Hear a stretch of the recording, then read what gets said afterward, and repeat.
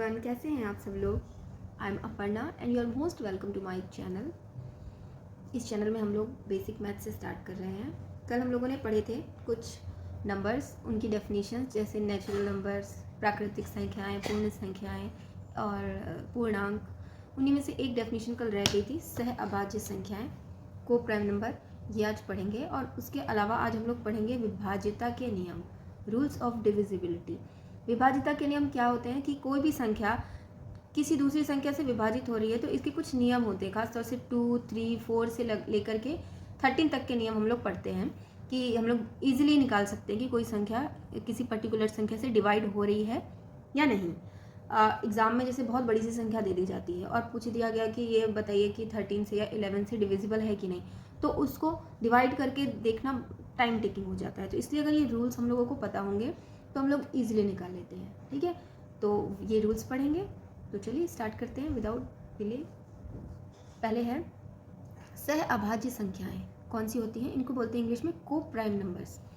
ऐसी दो संख्याएं जिसका एक के अतिरिक्त कोई उभयनिष्ठ गुणनखंड ना हो, मतलब कुल मिला के प्राइम नंबर्स का ही जोड़ा रहता है। ये ऐसी संख्याएं, और प्राइम नंबर्स का नहीं, कोई भी ऐसी दो संख्याएं होंगी उनका कोई भी कॉमन फैक्टर नहीं होगा, मतलब ऐसा कोई फैक्टर नहीं होगा जिससे वो दोनों संख्या कट जाए। ठीक है, जैसे कि 15 और 8 ये प्राइम नंबर्स नहीं है, ये कंपोजिट नंबर्स हैं, लेकिन इन दोनों का कोई कॉमन फैक्टर नहीं है, कोई ऐसी संख्या नहीं है कॉमन जो इन दोनों को डिवाइड कर दे। ठीक है, तो इसी तरह के नंबर्स के जो जोड़े होते हैं जिनका कोई कॉमन फैक्टर नहीं होता एक के अलावा, उनको बोलते हैं सह अभाज्य संख्याएं, को प्राइम नंबर्स। ठीक है, तो बस इतनी डेफिनेशंस काफ़ी हैं। अब आगे बढ़ते हैं, हम लोग पढ़ेंगे विभाज्यता के नियम, रूल्स ऑफ डिविजिबिलिटी। तो पहला है दो से विभाज्यता। ये तो बहुत सरल होता है, ये हम सबको पता है। जिन संख्याओं का इकाई अंक 0, 2, 4, 6, 8 होता है, मतलब कोई भी इवन नंबर हो उस संख्या का इकाई अंक या फिर इकाई में 0 हो, तो ये सारी संख्याएं 2 से डिवाइड हो जाती हैं। ठीक है, कितनी भी बड़ी संख्या हो हम लोगों को कुछ नहीं देखना है, सिर्फ उसका यूनिट डिजिट देखना है। मान लो इस टाइप की कोई संख्या है 2, 4, 7, 7, 5, 8, 3, 4, 5 से बढ़ती चली जा रही है, तो हमें क्या करना है, अब इसको पता करना है कि 2 से डिविजिबल है कि नहीं, तो हमें कुछ नहीं देखना, बस उसका यूनिट डिजिट देखना है। यूनिट डिजिट अगर इवन नंबर है, इवन नंबर कौन से होते हैं? 2, 4, 6, 8, जो भी 2 से डिवाइडेड हो तो वो ये संख्या 2 से चली जाएगी। ठीक है, तो 2 से विभाज्यता का नियम बहुत सरल है। आगे देखते हैं 3 से विभाज्यता का क्या नियम है? जब संख्या के अंकों का योग 3 से पूर्णतः विभाजित होता है। अंकों का योग मतलब कि जो हमको संख्या दी गई है उसमें जितने भी डिजिट हैं उनको टोटल कर लेते हैं, और अगर वो जो संख्या आ रही है वो 3 से पूरी तरीके से विभाजित हो रही है तो वो मूल संख्या है वो भी 3 से डिवाइडेड हो जाएगी। देखिए कैसे, ये सब तो छोटे छोटे हम लोग देख के जान जाएंगे। जैसे 942 है, इसके अंकों को जोड़िए, 9, 9 4 13, 13 और 2 15, कितना आ गया? 15। अब 15 3 से कटता है कि नहीं कटता है, तो इसलिए ये 3 से डिविजिबल होगी। एक एग्जाम्पल भी लिया, देखिए इसको हम लोग कर लेते हैं।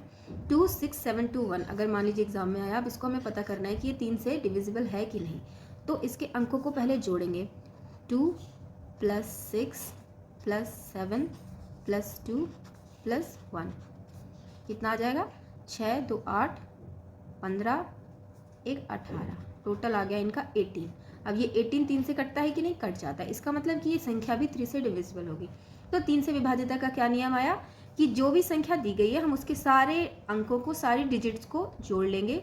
जोड़ने के बाद जो संख्या आएगी, अगर ये 3 से पूरी तरीके से विभाजित हो रही है तो ये जो संख्या है ये भी 3 से विभाजित हो जाएगी। ठीक है, तो ये था 3 से विभाज्यता का नियम। अगला देखते हैं 4 से विभाज्यता का क्या नियम है?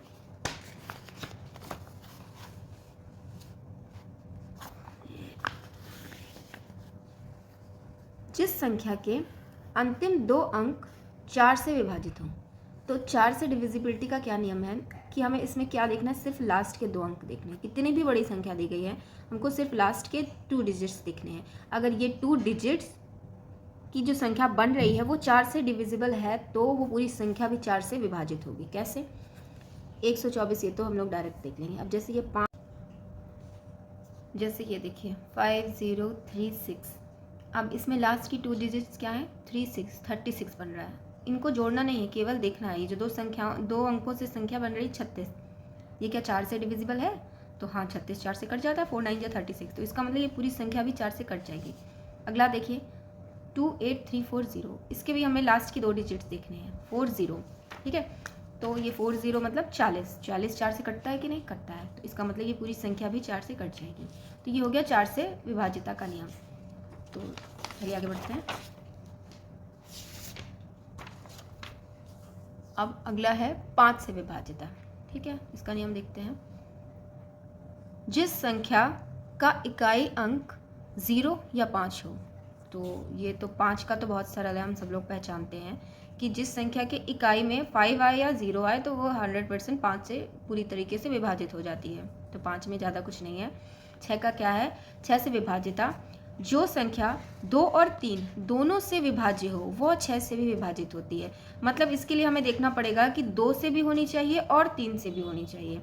तो इतना कठिन नहीं है। देखिए 2 से तो तुरंत पहचान में आ जाता है कि इवन नंबर होना चाहिए इकाई के अंक में, और 3 का नियम हम पीछे पढ़ के आए हैं कि 3 से जानने के लिए उनके अंकों को जोड़ देते हैं। अगर जो जोड़ने पर जो संख्या प्राप्त होगी वो 3 से कट रही है तो पूरी संख्या भी 3 से कटती है। जैसे कि देखिए बड़ी संख्या लिखिए 101010, तो ये 2 से कट जाएगी क्योंकि इसके लास्ट में 0 है। 3 से चेक करने के लिए इसकी डिजिट्स को जोड़ देते हैं। तो डिजिट में क्या है 1 1 1 1 1 1 को जोड़ेंगे तो कितना आएगा 3 आ जाएगा। तो 3 तो 3 से कट जाएगा, इसका मतलब ये संख्या 3 से भी कट जाएगी। तो 2 और 3 दोनों से कट जाएगी, तो ये 6 से भी कट जाएगी। तो 6 से चेक करने के लिए 2 और 3 दोनों से चेक करना पड़ेगा। उसके बाद है 7 से विभाजिता। यदि दी गई संख्या के इकाई अंक का 2 गुना शेष संख्या से घटाने पर प्राप्त संख्या 0 हो या 7 से विभाज्य हो तो पूरी संख्या 7 से विभाजित होगी।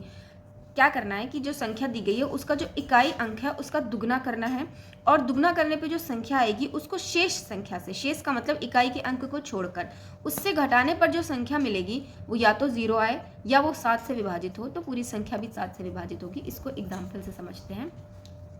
जैसे 574 दिया है, ठीक है, तो इसका इकाई का अंक क्या है 4, तो इकाई के अंक को दुगना करना है। तो 4 का दुगना कितना हो गया 8। अब इस जो दुगना किया है हमने अंक, इसको शेष संख्या से घटाना है, मतलब 4 को छोड़ देना है, बाकी कितना बचा 57। तो 57 से हम 8 को घटा देंगे, कितना आ जाएगा 49।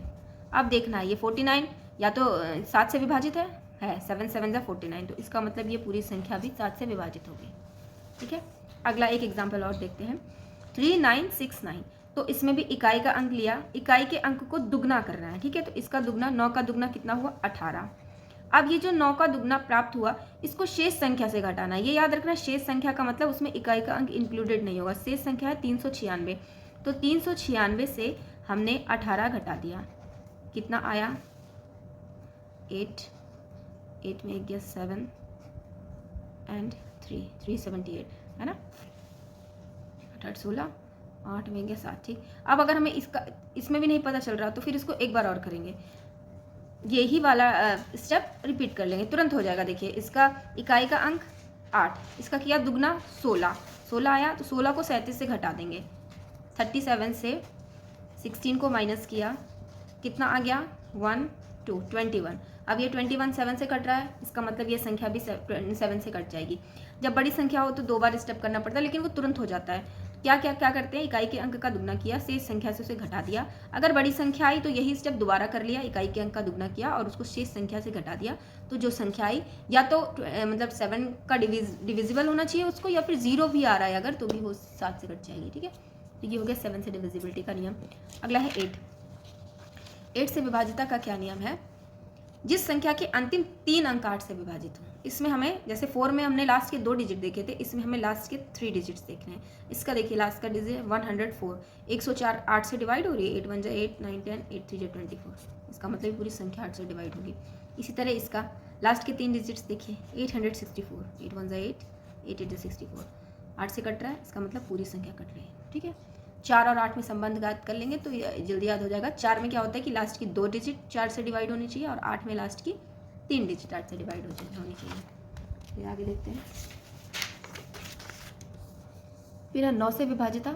9 से क्या होता है, जिस संख्या के अंकों का योग 9 से विभाजित हो। ये 3 के जैसा है। 3 में क्या था कि अंकों को योग करते थे और वो 3 से डिविजिबल होना चाहिए था। इसमें 9 में क्या करेंगे, अंकों का योग करेंगे और वो 9 से कटना चाहिए। तो बड़ी वाली संख्या देख लेते हैं, 1 4 8 2 3, इसके अंकों का योग करते हैं। 1 + 4 + 8 + 2 + 3, इनको जोड़ देते हैं। 4 1 5, 8 5 13, 14 15, 16 17 18, 18 आ गया। 18 9 से कट जाता है ना, 9 2 18, इसका मतलब ये संख्या भी 9 से कटेगी। ठीक, 10 से सबको पता है, 10 की बताने की ज़रूरत नहीं है। 10 की विभाज्यता 11 है। जब संख्या के विषम स्थानों पर रखे अंकों का योग और सम स्थानों पर रखे अंकों के योग के बीच का अंतर 0 हो या ऐसी संख्या हो जो 11 से पूर्णतः विभाजित हो। मतलब जो संख्या है उसके विषम स्थान और सम स्थान दोनों अंकों को हमें जोड़ना है और फिर उनका डिफरेंस निकालना है। कैसे, देखिए, विषम स्थानों का मतलब जो 1 3 5 7 इस नंबर पे डिजिट रखी होंगी। 1 पे 9 है, 3 पे 8 है और 5 पे 8 है।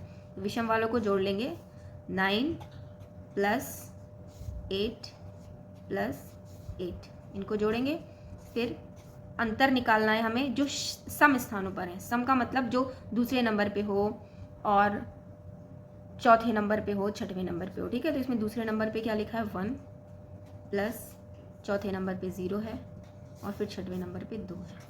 अब इनको जोड़ना है, 8 8 16, 9 25, 2 1 3, 25 में 3 गया 22।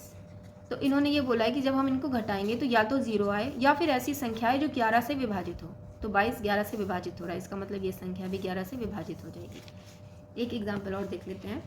हमें करना क्या है, ऑड वाले पहले संख्या ऑड वाले अंक ढूंढने। ऑड का मतलब पहले नंबर पे, तीसरे नंबर पे, पाँचवें नंबर पे।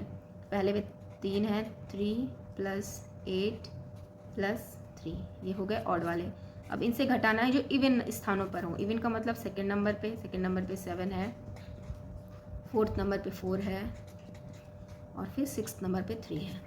अब इनको जोड़ के घटा देंगे, 3 3 6 6 12 13 14 माइनस 7 3 10 4 14। अब यहाँ पे देखिए 14 माइनस 14 मतलब 0 0 आ रहा है, तो 0 भी आएगा अगर, तो वो 11 से डिविजिबल होगा, तो ये 11 से कट जाएगी। ठीक है, तो ये होगा 11 से डिविजिबिलिटी का नियम। आई होप समझ आया होगा। कुछ नहीं करना है, विषम स्थानों वाले अंकों को जोड़ना है और सम स्थानों वाले अंकों को जोड़ना है और आपस में इनको घटा देना है। ठीक, इसके बाद है 12। ये तो ऐसी है, ये इसमें कुछ नहीं करना है। इसमें देखना है हमें कि जो संख्या 2 और 3 दोनों से विभाजित हो वो 12 से भी पूरी तरह विभाजित हो जाएगी। तो 2 और 3 का हमें आता है, जैसे इसको देख लेते हैं। 2 से तो कट जाएगी, देख के पता चल रहा है इवन नंबर है इकाई में।